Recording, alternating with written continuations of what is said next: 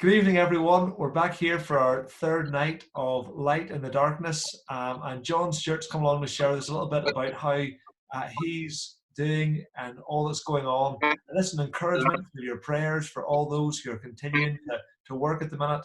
And also just for anybody else who's looking on to know a little bit about how we're living as Christians and our Christian hope in these dark times. So, John, do you want to just tell us a little bit about yourself and what you're doing at the minute? So, John, I'm a locum community pharmacist. So I work in a number of different pharmacies around Northern Ireland, sort of helping out whenever I'm needed. I suppose at the minute it's very busy. We're obviously in the middle of a pandemic, but it's running up to Easter as well. So the workload at the minute would be quite large, so to speak. But no, so more or less, I'm in charge of checking prescriptions and just giving people general health advice. And so, John, how long have you been working as a pharmacist for now? Well, I started whenever I started university. I worked part time in a pharmacy in Macrofelt, McLaughlin's, and then from that I studied pharmacy, and I have been fully qualified now, coming up on 2 years. So, but I've never seen anything like this in my life. Yeah. Do you want to just tell us a little bit, like from a pharmacist perspective, what are the kind of stresses or things people are worrying about, behind the counter? Yeah, so obviously, dealing with people's medication, you want to be sure that everybody is getting the right medication at the right time. So, with the sheer volume of prescriptions and medications coming in, there's an awful lot of pressure on pharmacies and all pharmacy staff, not just pharmacists, but right from the pharmacist to the counter assistant to everybody involved. They were all bearing the load equally, but it's just a matter of just the tight turnaround of time just between getting the prescriptions down from the GPs. I know a lot of pharmacists and their staff were staying late, some working 12, 13-hour days. So obviously over time that has a lot of, it can be quite tiring doing that. So we're under pressure that way, and also trying to keep the staff safe as well from just making sure that everybody is looked after and kept kept safe from this virus.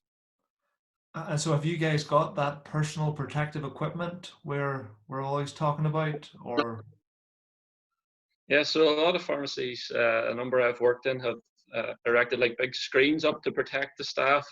There is that 2 meter gap that everybody should maintain, social distancing. I know today we're provided with like a face shield, sort of like a plastic shield for the face. As well, there's masks and sort of aprons as well to protect the staff. But we just, the main form of safety is for anybody that's experiencing symptoms not to come near the pharmacy. Did you find that whenever the doctors maybe were starting to see less people in the GP surgeries, that meant more people were coming down to see the pharmacist instead? I absolutely. There was a period of time where I suppose there was a degree of uncertainty for everybody, including the doctors and the pharmacy staff, where everybody was trying to protect themselves, and again, there was an increase in demand for prescriptions throughout this whole time. But over time, I think definitely everybody's starting to realize the seriousness of this virus and keep their distance. And everybody's got more time now. Everybody's aware that you order prescriptions maybe 10 or 3-4 days in advance, just to allow for that time that it may take and get delayed. Mhm. And so, John, as a Christian in the midst of all this sudden confusion and lots of, I guess, the fears and a wee bit of panic as well, how did you know God with you through all of that? Well, I suppose through all this here, sometimes I commute to work, so during that time I would listen to maybe music. There's obviously sermons from yourself and a number of other sermons all available on YouTube. There's a couple of Bible verses I was going to share with you. One of them was 2 Samuel 22, verse 31. As for God, his way is perfect. The Lord's word is flawless. He shields all who take refuge in him. So I think that just goes to show that the Lord takes refuge, or we can take refuge in with being with God. I suppose apart from that, like prayer and just asking for God's help every day as we get up and go to work.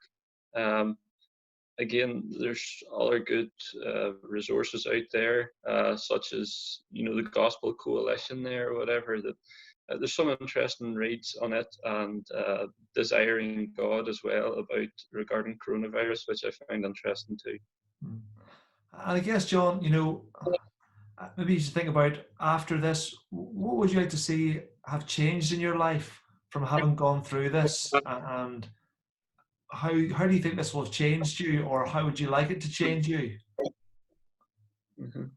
Um, Good question. I suppose the lasting effect would I'd like to have more wisdom, and I think that God provides the wisdom for us, that I'll just know what to do. And I just pray for not only myself and for everybody that will get to know the, what the real seriousness of this all, and the importance of relying on God in times like this here, and how frail life is.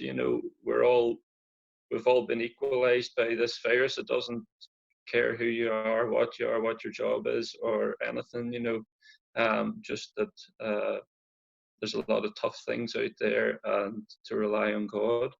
Mhm. Absolutely, John. And that is our only hope whenever we come through these things. They just remind us it doesn't matter if you're a prime minister or if you're a superstar or multi-billionaire, that we're all human, and that ultimately God is the only hope that we have through all this. But John, thank you for sharing with us a little bit about your hope and that light in the darkness as you love and trust in Christ through all that's going on. And we just hope we'll encourage our people as well to be praying for the person behind the counter as well, and remembering you as you just continue to serve God in all the work He's called you to. Thanks, everyone. Good night.